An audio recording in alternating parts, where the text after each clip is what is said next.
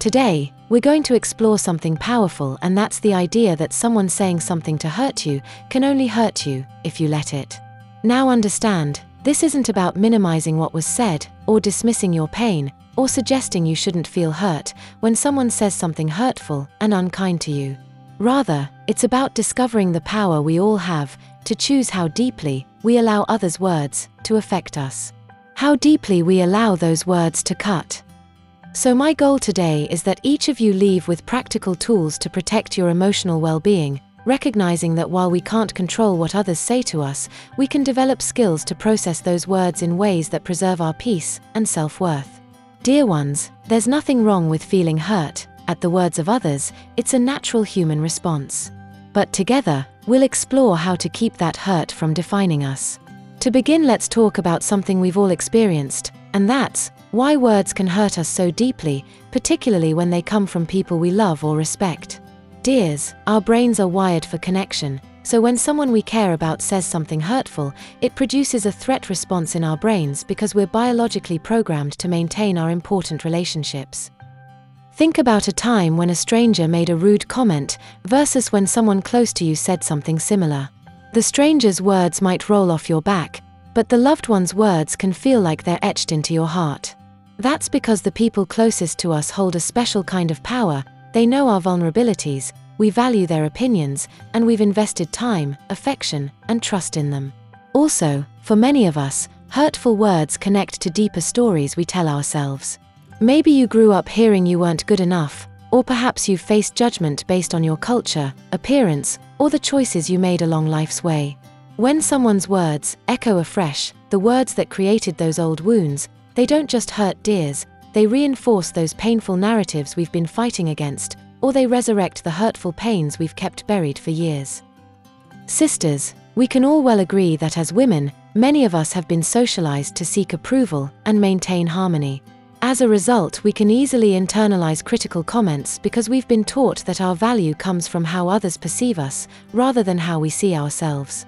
Yet there's a wonderful truth in the midst of all of this, and that's, recognizing these patterns is the first step toward freedom from them. So what are some practical ways to protect our hearts and minds from hurtful words? First, pause before you absorb the words. When someone says something hurtful to you, sister, take a breath. Ask yourself, is this actually true about me? Is it the speaker's own insecurities speaking? Or is the speaker trying to intentionally inflict pain because they know where my old wounds lie? Are the words they're speaking helpful or harmful to my heart and peace? Dears, remember that other people's words often reveal more about their own inner world than yours.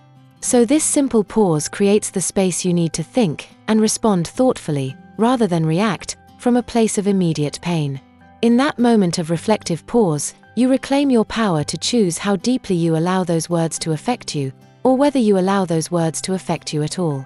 The power really is yours, not theirs, unless you give up that power. Next, separate intent from impact. Sometimes people speak carelessly rather than maliciously. This doesn't erase or minimize your pain, but recognizing that someone wasn't trying to hurt you on purpose can often soften the blow. Then you want to examine the source. Consider whether this person is qualified to judge you on the matter they're speaking to you about. As Maya Angelou wisely noted, not everyone deserves a front row seat in your life. Ask yourself, does this person have the expertise, the experience, or the emotional investment to offer valuable feedback in this area of my life? If not, perhaps their opinion deserves to be filed away as simply that one person's limited perspective, not the definitive truth about who you are or the choices you're making. Then, this is key, you want to build a positive support network. And you do that by surrounding yourself with people who reflect your true value back to you. Whether it's trusted friends, family members, or a spiritual community, these connections are your emotional safety net. These are the people who see your struggles and your strengths with equal clarity, and love you through both. They're the ones who remind you of your worth when you momentarily forget it. Sisters, even one authentic connection can be enough to help rebalance your perspective after hurtful interactions. And remember, being vulnerable enough to share when you're hurting isn't weakness, it's an act of trust and strength. And lastly, and I'm just being honest, dears, There are some people in your life or circle that you simply shouldn't give real estate in your mind to, meaning, don't give them the space to hurt you. Let me put it this way. Think of your mind as valuable property. Just as you wouldn't let anyone set up camp in your living room, you don't need to let everyone's opinions, judgments, or negativity take up space in your thoughts. Your mental real estate is precious and limited, so be intentional about who gets to occupy it. Now let me say this before I end. I'm not talking about cutting people off physically, though sometimes that's necessary. Rather, it means making conscious choices about whose voices and opinions you internalize and dwell on. That colleague who always finds fault. The family member who seems impossible to please. The social media connections who make you feel inadequate. They may be in your life, but they don't deserve prime space in your thoughts. When you stop giving certain people mental real estate, you preserve your emotional energy for what truly matters.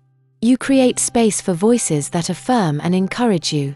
You protect your self-confidence and peace of mind. And you free yourself from the need for universal approval. This isn't about holding grudges or treating others unkindly. It's about recognizing that your attention is valuable and you get to choose where to direct it. Sometimes the most loving thing you can do, for yourself and others, is to simply acknowledge that not everyone deserves equal access to your inner world or your peace. Remember, this takes practice. Start by simply noticing whose opinions you're giving too much weight to. Then gently redirect your thoughts to perspectives that nourish rather than deplete you. You deserve to be the primary resident in your own mind. For you alone hold the power to define your true worth. You are the masterpiece and the artist of your own life story, not your mother, not your mother-in-law, not your boss, not your community. Precious ones, think of your heart as a rare and priceless jewel. Would you leave such a treasure unguarded, allowing anyone who passes by to handle it carelessly? Of course not. In the same way, creating firm, intentional boundaries about whose opinions you value is like placing that precious gem in a protective case. No outside voice, no matter how loud or persistent, can diminish the value that is inherently yours. When you consciously choose who you give power to, and whose words you allow to affect you, you reclaim authority over your own heart and life. Until next time.